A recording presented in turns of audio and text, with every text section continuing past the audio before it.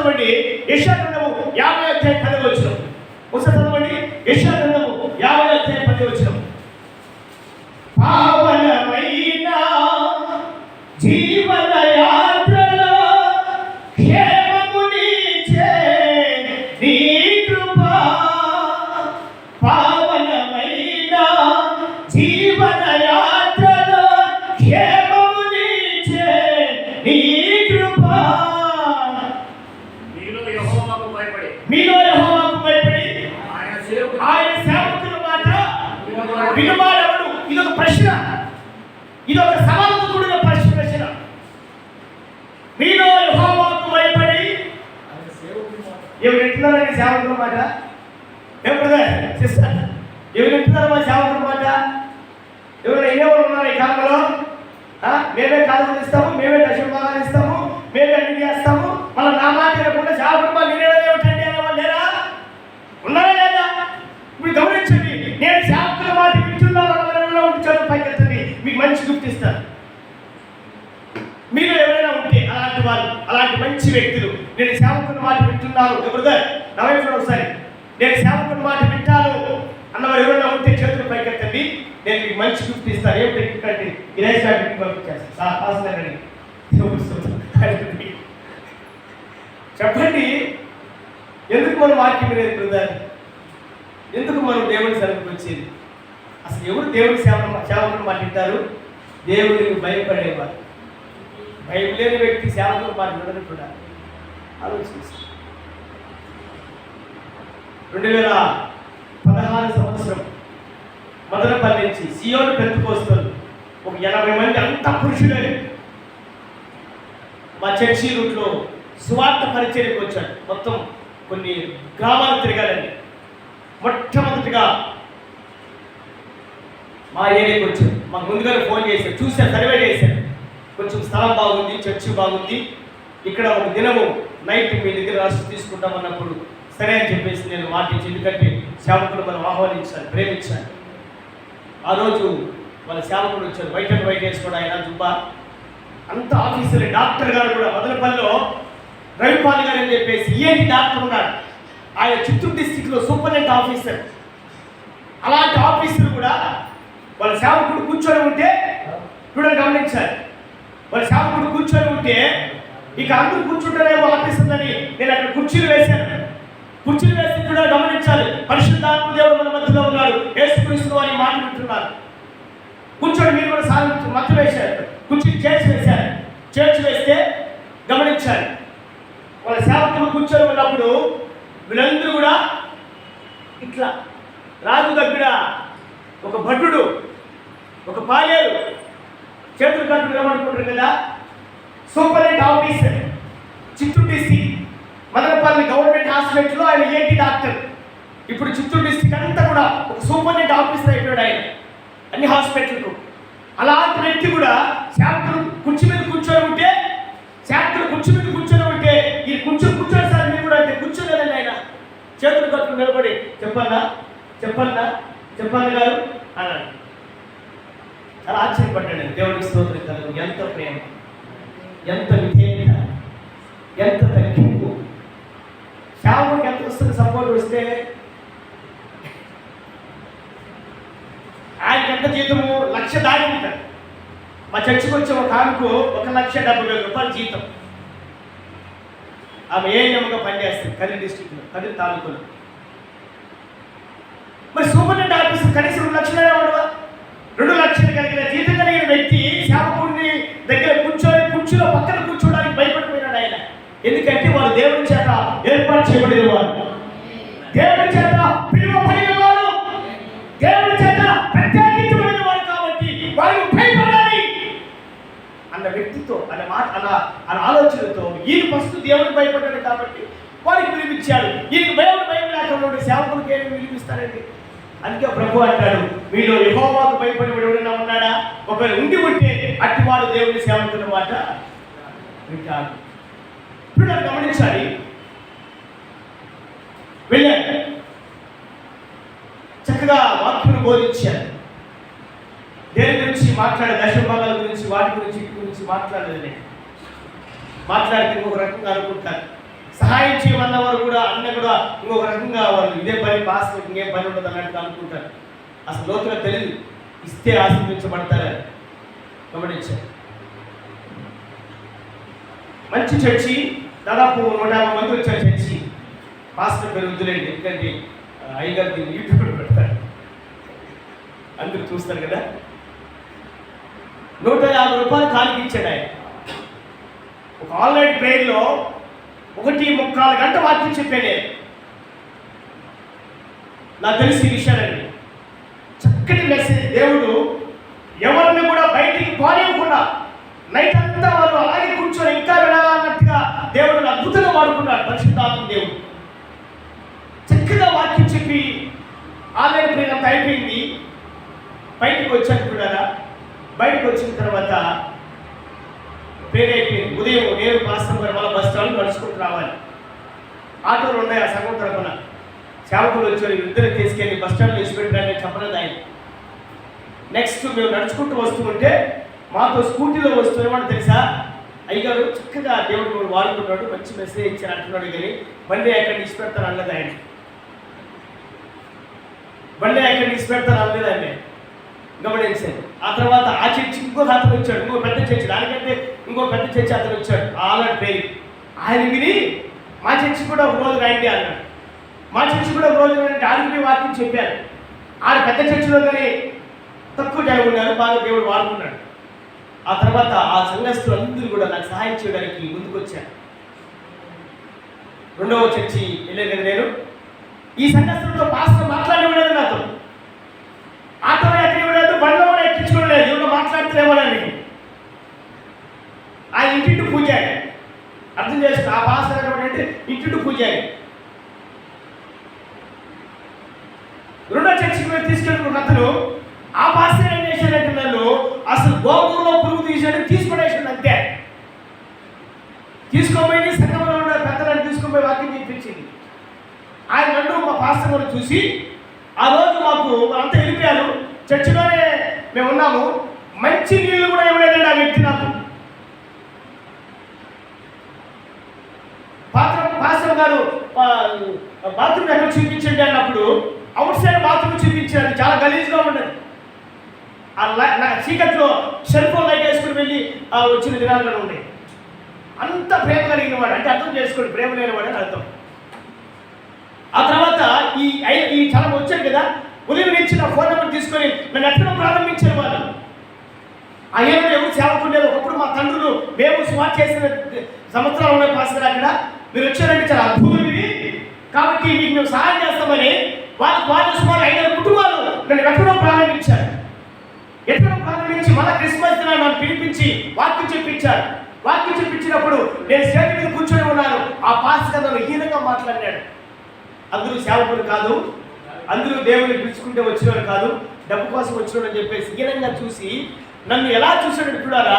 ఆయన మాట్లాడుతున్న మాటలు సంఘంలో ఉన్న వారికి కన్నీళ్ళు వచ్చినాయి, నాకు కూడా దుఃఖం వచ్చేసింది. కానీ నేడవలు ఎందుకు వచ్చే ఏడిపించే దేవుడు నా దేవుడు కాదు. దేవుడికి స్తోత్రం. వారు ఏదో దాని మాత్రం మాట్లాడితే నేను కావాలి, పిలుచుకున్నవాడు నమ్మదగిన వాడు, నన్ను ఉన్నతమైన స్థాయికి తీసుకెళ్తాడు. దేవుడికి స్తోత్రం కలుగును గాక.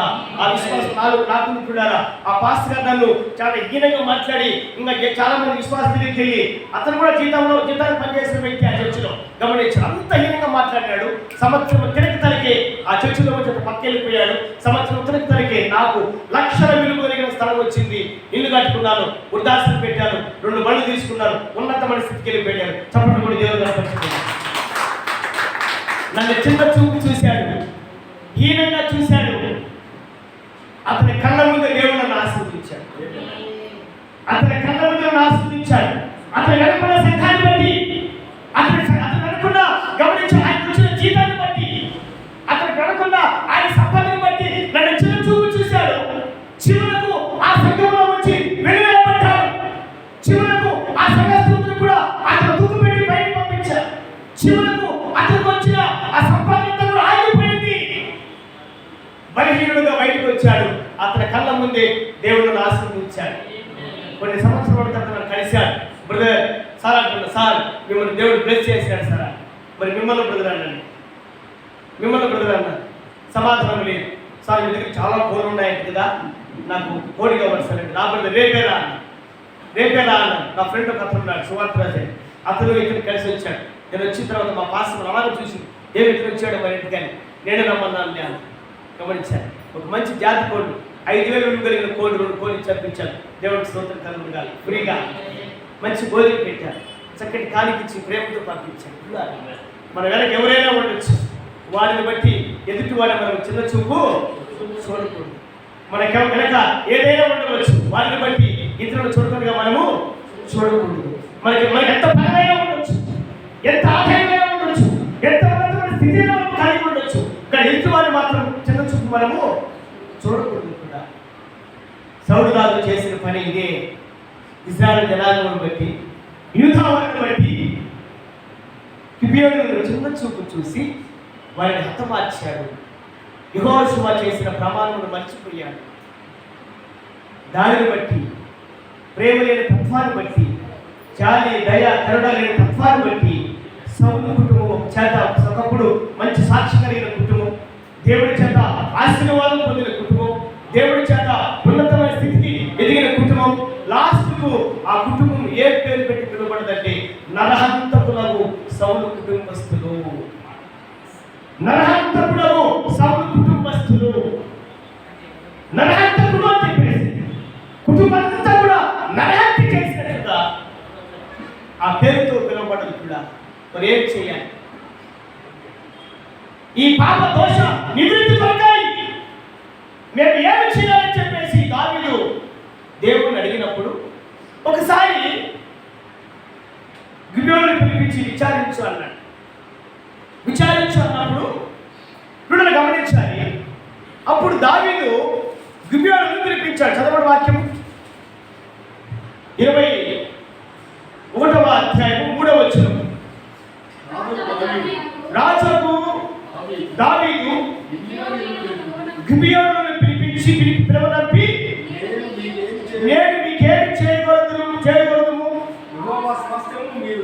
మీకేమి చేయకూడదు అని యెహోవా స్వాస్థ్యమును మీరు దీవించినట్లు దోష నివృత్తికై దేని చేత మేము ప్రాయశ్చిత్తము చేద్దామని వారిని అడుగుగా, గిబియోనీయులు సౌలు అతని ఇంటి వారిని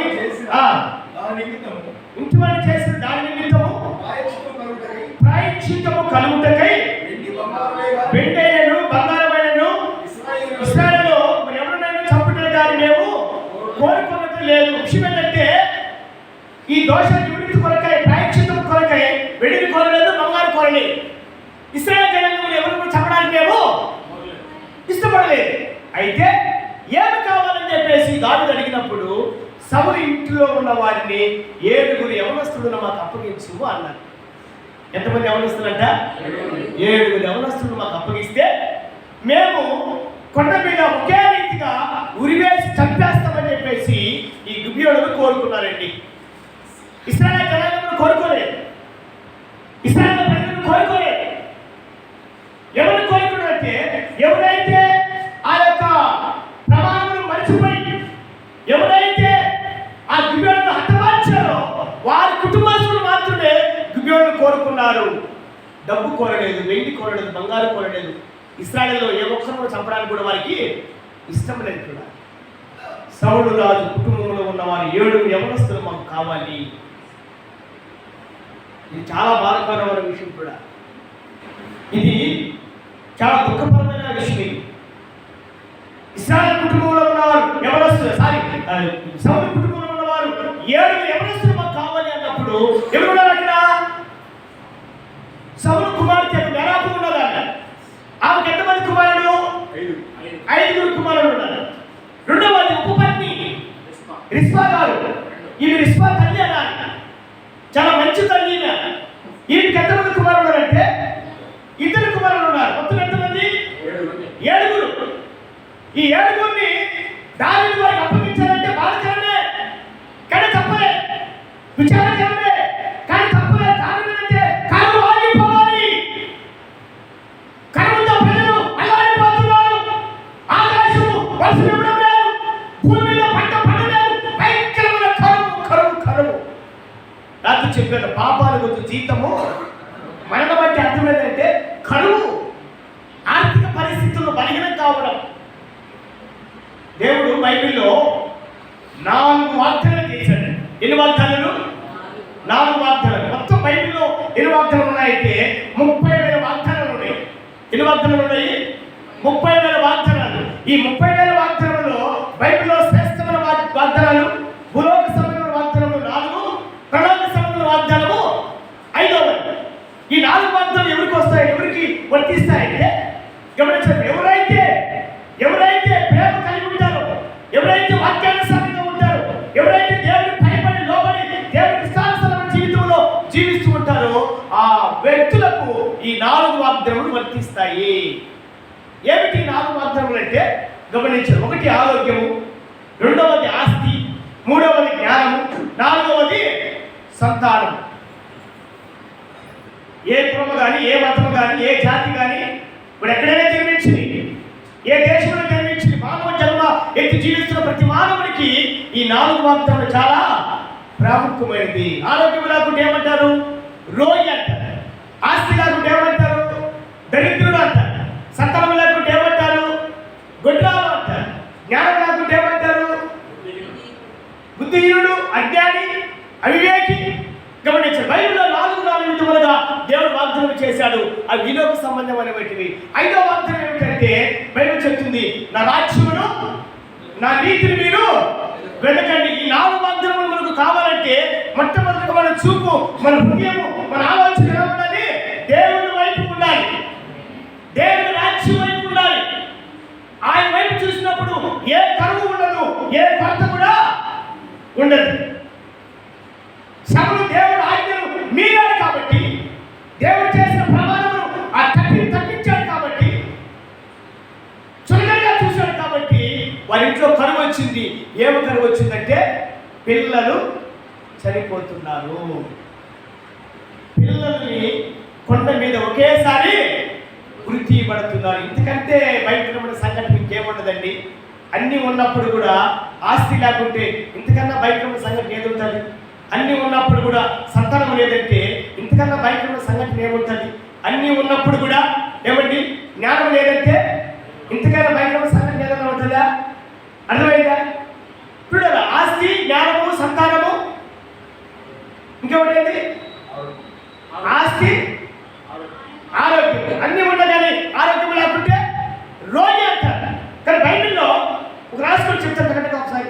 ఆరోగ్యం 25:17 వచ్చిన ఆరోగ్యములు కలుగు చేయబడినే గాయములు మనపు కలిగిన వాడి నేను. ఆస్తి నిత్యం చేసుకోవాలి 15:5 వచ్చిన విషయం ఏంటంటే మీలో పేదరికమును తీసివేసి అనేక జనాంగములకు అప్పు ఇస్తున్న అప్పు మీరు చేయను. ఇది 2వ వాగ్దానం. 3వ వాగ్దానం కీర్తన 127 3-4 వచనములో గర్భఫలము యెహోవా ఇచ్చు బహుమానం. ఇది జ్ఞానం. లూకా సువార్త 21:16 వచనము 15 వచనములో వీలు కాని జ్ఞానం నేను మీకు ఇచ్చేందుకు 4 విధములు దేవుడు వాగ్దానం చేసినాడు. ఇది ఏది తక్కువైనా కరువు వచ్చినట్లే, ఏది తక్కువ వచ్చినా కరువు వచ్చినట్లే. ఈ 4 వాగ్దానాలు ఎవరికి? మనకు దేవుడు వాగ్దానం చేసి. ఈ 4 కావాలంటే దేవుని వైపు నువ్వు చూడాలి. దేవుని వైపు నువ్వు చూస్తే దేవుడు నీ వైపు చూస్తాడు. ఈ సౌలు చేసిన పనికి తన కుటుంబంలో సమాధానం లేదు. సౌలు చేసిన పనికి తన కుటుంబంలో దుఃఖం కలిగింది. ఏం కలిగింది? దుఃఖం. ఈ కూతురు ఎవరైనా కూతురు చదవని వాక్యం 7వ వచనం నుంచి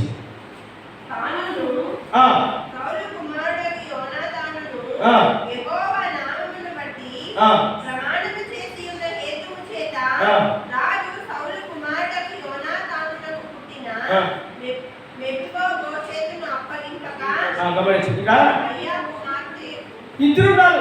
మెషిపోతులు ఇద్దరున్నారు. ఒక వ్యక్తి యోనాతాను కుమారుడు, ఇంకొక వ్యక్తి రిస్పా కుమారుడు. అంటే ఇక్కడ మెఫీబోషెతు ఇక్కడ యోనాతాను కుమారుడు కాదు కానీ రిస్పా కుమారుడు. ఇంకా తన కూతురు చదవండి. 8వ వచనంలో 8వ వచనంలో చివరి మార్చదమ్మా. ఇక్కడ సౌలు కుమార్తె మెరాబు. ఎవరైనా గమనించారు. ఇప్పుడు మెరాబు కుమారుడు దగ్గరికి వచ్చారు. మెరాబు ఇంటికి ఎవరు వచ్చారు? దావీదు వచ్చాడు. ఎవరు వచ్చారు? దావీదు వచ్చాడా? గిబియోను వచ్చాడా? దావీదు వచ్చాడు. దావీదు సైన్యం వచ్చి మెరాబు కుమారుడు 5 మంది బలవంతంగా లాక్కుని వెళ్తా ఉంటే తల్లి గుండె పడిపోదా?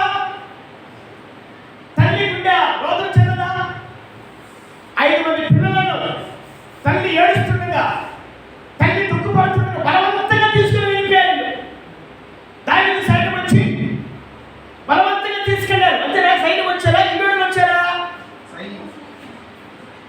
దావీదు ఆ కుటుంబంలో ఎవరు వస్తున్నారు? గిబియోను చేతికి అప్పగించారు. అంటే దావీదు సైన్యం వచ్చిందా? గిబియోను సైన్యం వచ్చిందా? అక్కడ ఉందా దావీదు సైన్యం వచ్చిందని? ఉందా అక్కడ? గిబియోనులకు అప్పగించారు. ఆ పిల్లలను అప్పగించారంటే అర్థమైంది. మీరే పోయి తీసుకోండి, పిలిపించారా వారిని? ఏదో ఒక రకంగా మెరాబు కుమారులను పిలిపించారు. తీసుకొని పోయి గిబియోనులకు అప్పగించినప్పుడు కూడా తల్లి గుండె ఎంత రోదన చెంది ఉంటుందో, ఎలా అంత అల్లాడిపోయి ఉంటుందో ఒకసారి ఆలోచించారు కూడా. 5 మంది బిడ్డలను, సౌలు కుమార్తె మెరాబు బిడ్డలను 5 మందిని అప్పగించారు. ఇక రిస్పా దగ్గరికి వచ్చారు. రిస్పా ముందుగానే పాపం ఒక దుఃఖంలో చిక్కుకుని దాన్ని. ఒక వ్యక్తి ఆవిడ మోసం చేసి, సౌలు చనిపోయిన తర్వాత ఒక వ్యక్తి ఆవిడ మోసం చేసి ఆవిడ పాడు చేసి ఆవిడ చాలా బలహీనపరిచారు. ఆ దుఃఖంలో ఉండగానే రెండవ దుఃఖము తన బిడ్డలను బలవంతంగా తీసుకెళ్లి చంపడానికి ప్రయత్నం చేసినప్పుడు ఆ తల్లి ప్రాణం విడబెడులాడింది కూడా. ఆమె కూడా సైలెంట్గా అయిపోయింది. ఏమీ చేయలేని నిస్సహాయపడే స్థితిలో ఉన్న 7 పిల్లలు తీసుకెళ్ళి కొండ మీద ఒకేసారి, ఆ కొండ పేరు కలువరి కొండ. ఏ కొండది? ఒకేసారి 7 ఉరి తీశారు. 7 ఒకేసారి ఉరి తీయబడ్డారు. 7 ఒకేసారి చంపబడ్డారు కూడా. అలా జరిగిన తర్వాత అప్పుడు రిస్పా తల్లి ఆమె మనసు తల్లడిల్లిపోయి నిజంగా కూడా గమనించాలి. ఆ బిడ్డల కొరకు ఆమె గోనె పట్ట తీసుకుని ఇప్పుడు ఏంటంటే కోతకాలం ఆరంభం మొదలుకొని అర్థమైన కోతకాల సమయం అంటే ఏ కాల సమయం అది? కోతకాల సమయంలో ఆమె గమనించాలి. గోనె పట్ట తీసుకొని కొండ ఎక్కింది కూడా. ఎందుకు పోయిన కొండ మీదకి? గోనె పట్ట తీసుకొని కొండ ఎక్కవలసిన అవసరం వచ్చింది. అసలు అవసరం వచ్చింది తన బిడ్డలను బతికించుకోవడానికా? అసలు ఆల్రెడీ తన బిడ్డలు ఒకేసారి వృద్ధి పడ్డారు. 6 మంది ఒకేసారి 7 మంది ఒకేసారి చనిపోయారు. చనిపోయిన బిడ్డలతో ఆమె పని, చనిపోయిన కళ్యాణతో ఆమె పని, చనిపోయిన భార్యలతో ఆమె పని. ఆమె చేసిన పని ఏమిటంటే కోతకాలం కాబట్టి కోతకాలంలో గమనించిన ఆకాశ పక్షులు తిరుగుతూ ఉంటాయి. ఏం చేస్తూ ఉంటాయి? ఆకాశ పక్షులు తిరుగుతూ ఉంటాయి. కాబట్టి కోతకాల సమయంలో ఆకాశ పక్షులు తన బిడ్డల మీద వాలకూడదు. అది భయంకరమైన అడవి. ఇదంతా కదా శ్రీమంతుడు చిట్టడివి, కాకుడుని, కారణమని అలాంటి భయంకరమైన అడవిలో ఈ ఒక్కరే ఆమె ఒక్కటే గోనె పట్టు తీసుకొని అక్కడ పరుచుకొని కొండ ఎక్కి అక్కడ పరుచుకొని ఆమె చేసిన పని ఏమిటంటే పగలు ఆకాశ పక్షులు తమ కళేబరం మీద వాలకుండా, తన యొక్క బిడ్డల కళేబరం మీద వాలకుండా, రాత్రి క్రూరమృగాలు తమ బిడ్డల కళేబరం ముట్టి చీల్చకుండా పగలు ఆకాశ పక్షులకు తోట వచ్చింది. రాత్రి క్రూరమృగాలను తోడుతూ వచ్చింది. దాదాపు 5-6 నెలల వరకు కోతకాలం ఆరంభం మొదలుకొని కోత తీరి వల్ల కోతకాలం వచ్చేంత వరకు దాదాపు 5-6 నెలల వరకు ఆమె కొండ మీదనే ఒక్కటి. కింద చదవండి, ఎక్కడ కింద చదవండి. 21వ అధ్యాయం 10వ వచనం. అయ్యా కుమార్తె రిస్పా గోనె పట్ట తీసుకొని కొండపై పరుచుకొని కోతకాలం ఆరంభం మొదలుకొని ఆకాశం నుండి వర్షము ఆ కళేబరం మీద కురి వరకు అచటనే ఉండి పగలు ఆకాశ పక్షులు రాత్రి అడవులను దగ్గరకు రాకుడను వాటిని కాచుకొనుచుండగా. గట్టిగా చెప్పండి కూడా దేవుని కనపడుతున్నారు. నా పిల్లలకు కరేపాల మీద ఆకాశ పక్షులు వాలకూడదు, వాళ్ళకు మాంసం చీల్చుకొని తినకూడదనే ఉద్దేశంతో ఆకాశ పక్షులు వాలకుండా వాటిని తోలుతూ కాచుకొనొచ్చు. రాత్రి పగలు ఆకాశ పక్షులు వాలకుండా, రాత్రి క్రూర మృగాలు కలేబరము ముట్టకుండా, రాత్రి పూట నిద్ర లేకుండా దాదాపు 5-6 నెలల వరకు ఆమె రాత్రి పూట నిద్రపోకుండా గోలు పట్ట పరుచుకొని ఆకాశ పక్షులు వాలకుండా ఆమె కాస్తూ వచ్చింది కూడా. ఆకాశ పక్షులు దేనికి సాదృశ్యం అంటే సాతాను సాదృశ్యం. దేనికి సాదృశ్యం అండి? సాతాను సాదృశ్యం. చూడాలా, కలేబరముల మీద ఆకాశము నుంచి వచ్చి మంచు, ఆకాశం నుంచి వచ్చి వర్షము కురిసేంత వరకు కూడా. కారణం ఏంటంటే ఇస్రాయేలు పద్ధతి ప్రకారము ఉదయం చనిపోతే సాయంత్రం కూడా సమాధి చేయబడాలి. ఆ కలేబరములు దానికి మర్చిపోయాను. కానీ అది మాత్రము ఆ కలేబరముల మీద వర్షము కురియంత వరకు కూడా, పరిశుద్ధాత్మ వర్షము కురిసేంత వరకు కూడా ఆకాశ పక్షులు ముట్టకూడదు, కలేబరములు క్రూర మృగాలు కూడా ముట్టకూడదు. రాత్రి పగులు కాచుకొనుచుండగా. ఎంత గొప్ప తల్లి ఒకసారి గమనించినట్టుగా అది బిడ్డల మీద తల్లి ప్రేమ. మరి వేరాకు మర్చిపోయింది, బిడ్డల గురించి విచారించి ఎలాగో చనిపోయారు కాబట్టి వాళ్ళతో ఏం పని చెప్పేసి ఆమె మర్చిపోయింది. కానీ ఈ తల్లి మాత్రము ఆకాశం నుంచి వచ్చే పరిశుద్ధాత్మక మంచు, పరిశుద్ధాత్మక వర్షము వాళ్ళ మీద కురిసేంత వరకు కూడా ఆకాశ పక్షులను ముట్టనివ్వలేదంట. మన బిడ్డలను కాచుకొనుచున్నది, మన బిడ్డలను కాస్తూ వచ్చింది. ఇప్పుడు దేవుడు మన బిడ్డల మీద మన బాధ్యత వహించాడు దేవుడు. మరి మన బిడ్డల మీద ఆకాశ పక్షులు వాడుతున్నాయా? ఆలోచించాడు. ఆకాశ పక్షులు అంటే సాతాను, మన యొక్క ప్రియులు, మన యొక్క అనుచరుడు. మన బిడ్డలు ఎక్కడున్నప్పుడు కూడా యవనస్తులను పాడు చేయడానికి, మన కూతురు కానీ మన కొడుకులు కానీ పాడు చేయడానికి వాడు వచ్చి ఉంటాడు. కాబట్టి ఆకాశ పక్షుల జ్ఞాపక శక్తులు ఆ క్రియలు మన బిడ్డలకు అంటనివ్వకుండా వారి కొరకు మనం చేయవలసిన పని ఏమిటంటే గోళ్ళ పట్ట కట్టుకొని ప్రలాపిస్తూ ఉండాలి, గోళ్ళ పట్ట కట్టుకొని కన్నీరు కారుస్తూ ఉండాలి. మరి నీ బిడ్డల పట్ల నీకు ఎలాంటి బాధ్యత ఉందో ఒకసారి గమనించాలి. నీ బిడ్డలు దేవుడి సన్నిధిలో ఉన్నారా? నీ బిడ్డలు దేవుడిని వెతుకుతూ ఉన్నారా? నీ బిడ్డలు దేవుడి సన్నిధిలో ఆత్మీయంగా ఉన్నారా? అలా ఉంటే మరి నీ బిడ్డలు నీ మాట వింటారు. దేవుడి స్తోత్రం కలుగుతారు. లేకపోతే నీ బిడ్డలు నీ మాట తప్పి వ్యతిరేకంగా జీవిస్తారు. నాకు జాన్ వెస్లీ అబ్బాయి 18 దాటి 20 సంవత్సరం పడింది. అమ్మాయి జాస్మిన్ 17 దాటి 18 పడింది. మా పాపను పాస్గా చూశాను. ఎప్పుడు పరిచయం చేస్తూనే ఉంటుంది అమ్మాయి. అలిసిపోతుంది అమ్మాయి. అలిసిపోయి గమనించాలి, జాస్మిన్ లోపలికి వెళ్ళి నీళ్ళు తీసుకురాపో అన్నాను. చర్చిలో భోజనాలు పెడతా. నీళ్ళు తీసుకొని పోయింది. ఆ నీళ్ళ ట్యాంక్ కింద జగ్గు పెట్టి నీళ్ళు పడతా ఉంటే ఇట్లా వంగింది. అంటే నిజం పోయింది అమ్మాయి. నేను వెనకనే పోయినా. ఏంది మరి రాలేదు. ట్యాంక్ నీళ్ళు ఆ డిగ్గులో వచ్చి పదగా ఉన్నాయి. అది ఈ అమ్మాయి పెట్టుకుని 2 పోయింది. దేవుడు ముందుకు పడలే. నేను గ్యాస్ పెట్టి అన్నేసారి వచ్చింది. అంటే నిద్ర కూడా చెప్పుకొని దేవుడు పరిచయం చేస్తున్నాం. దేవుడు క్రిస్మస్ దినాలు వస్తే క్రిస్మస్ కెనాల్స్ తిరుగుతాం. ఆ నెలంతా మాకు చాలా బిజీ సందడిగా ఉంటుంది. మేమందరం పడుకొని నిద్రపోతూ ఉంటే మా పిల్లలు 3 గంటలకు అలారం పెట్టుకుంటారు. 3 గంటలకు అలారం పెట్టుకొని మా అమ్మాయి చర్చిలో డెకరేషన్ చేస్తూ ఉంటారు. ఆల్రెడీ కొంతమంది సంఘ పెద్దలు వాళ్ళు వచ్చి డెకరేషన్ చేసి వెళ్ళిపోతారు. ఇంకా ఏమైనా కొంచెం కొడుతుంటే వీళ్ళిద్దరు చూసుకొని చేస్తూ ఉంటారు. గమనించారు. అక్కడక్కడ ఇస్రాకులు పడి ఉంటే కొంతమంది వాళ్ళు వస్తారు కదా, తెలియక ఆ పక్కన పడే అన్నీ అక్కడ చక్కగా చేస్తారు. వీళ్ళు ఎత్తి శుభ్రం చేస్తూ ఉన్నప్పుడు ఒకసారి ఆలోచన చేసి దేవుడు నాకు ఎంత మంచి బిడ్డలు ఇచ్చాడు. దేవుడికి స్తోత్రం కలుగుతుంది. ఆ అబ్బాయికి 20 సంవత్సరాలు. ఎప్పుడు కూడా ఎప్పుడు కూడా నేను చేయను అనేది లేదు.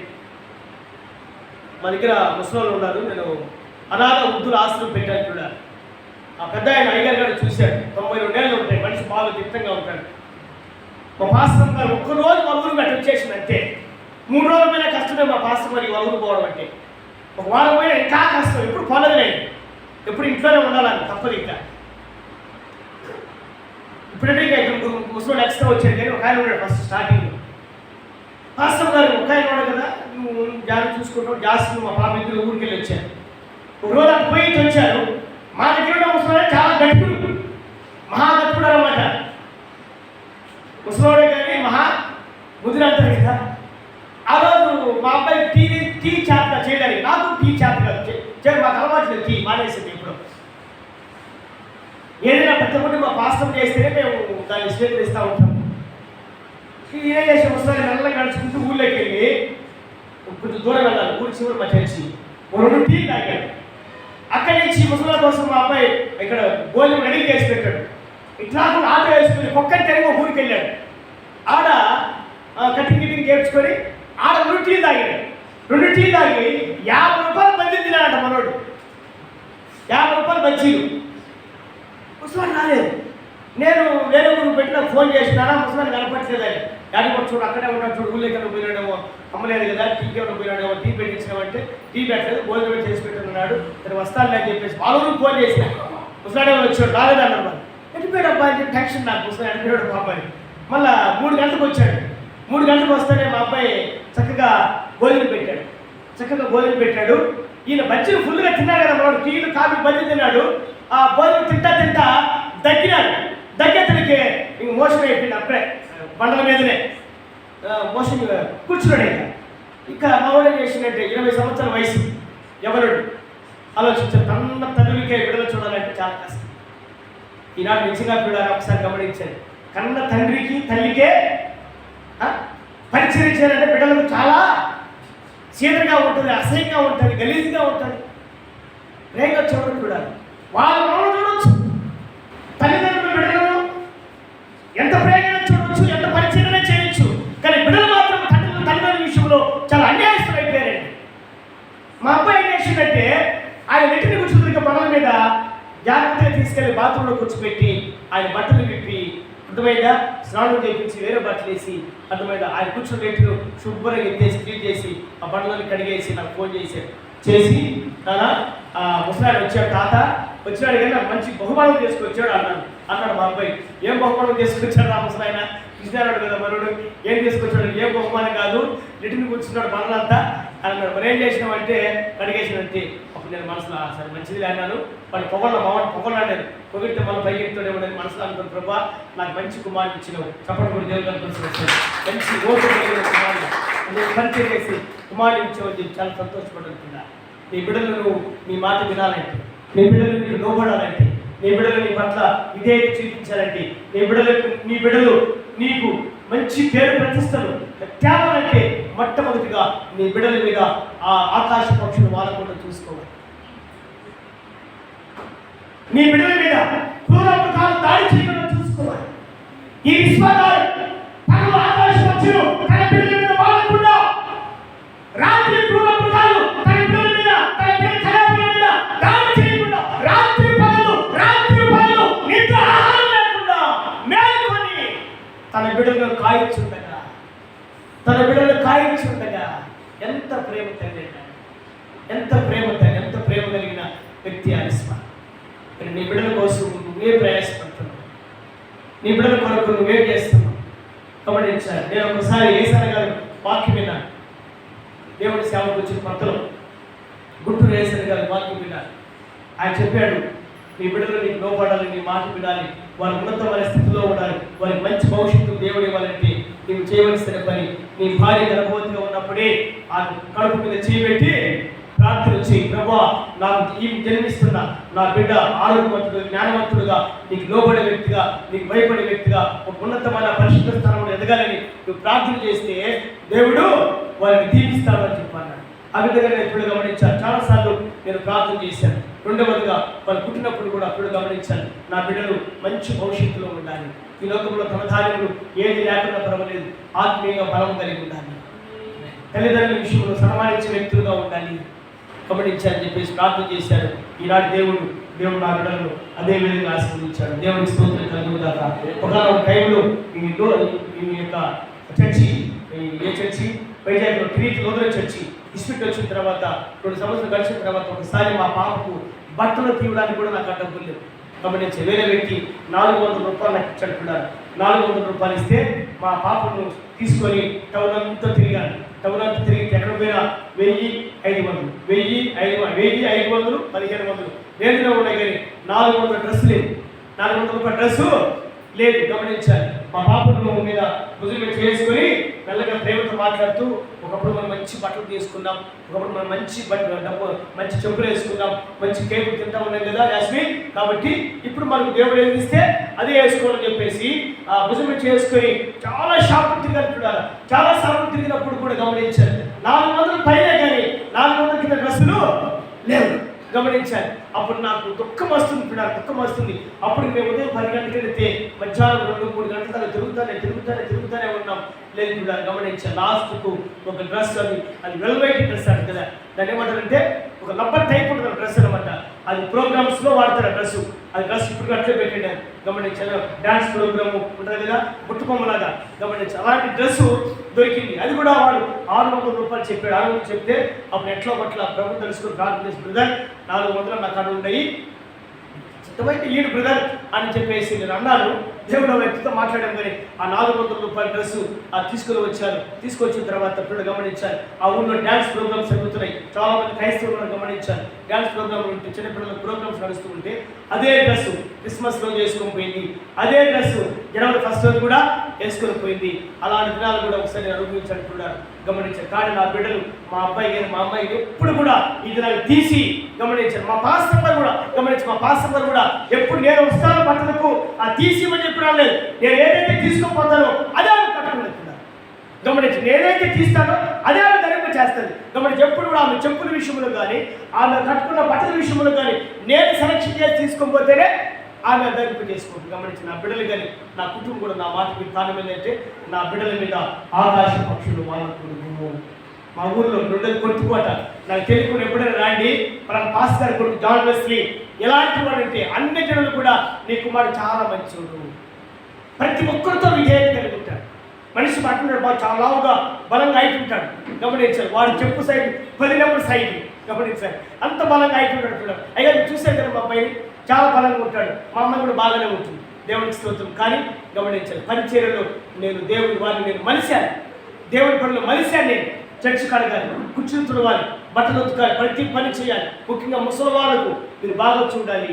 అలా చేస్తేనే మనకి ఆశీర్వాదం ఉంటుంది. నాకు తల్లి లేదు, కానీ తల్లి ప్రేమను మనము చూపించాలి. నా తల్లి ఉండేటి ఈ టైంలో కూడా అప్పుడప్పుడు మా పాస్టర్ మాట ఉంటుంది, నాకు అత్తుంటే బాగుండని. గమనించాలి. ఉంటే నీకు అత్త తెలిసేది సైలెంట్ ఉండని చెప్పేవాడు నేను. ఎందుకంటే చాలామంది అత్తలేని కోడళ్ళు ఉత్తమరాలంట. అత్తలేనప్పుడు కోడళ్ళు ఉత్తమరాలే. అత్తం ఉంటే ఆమెకు అత్తంతా బయటపడిపోతుంది. ఆ ప్రేమ ఉండదు లేదు. విషయమైన బిడ్డలా, దేవుడు మనం ప్రేమించి మనకి ఇచ్చిన బిడ్డల మీద ఆకాశ పక్షులు వాడుకొని చూసుకోవాలి. ఈయన చాలా మంది బిడ్డలు ఎక్కడెక్కడ క్లబ్లోను, బజార్లోను, పేకాట, గమనించాలి బెట్టింగ్లు. ఈ బెట్టింగ్ విషయంలో మాత్రం చాలా మంది ఎవరితో చెడిపోయారండి.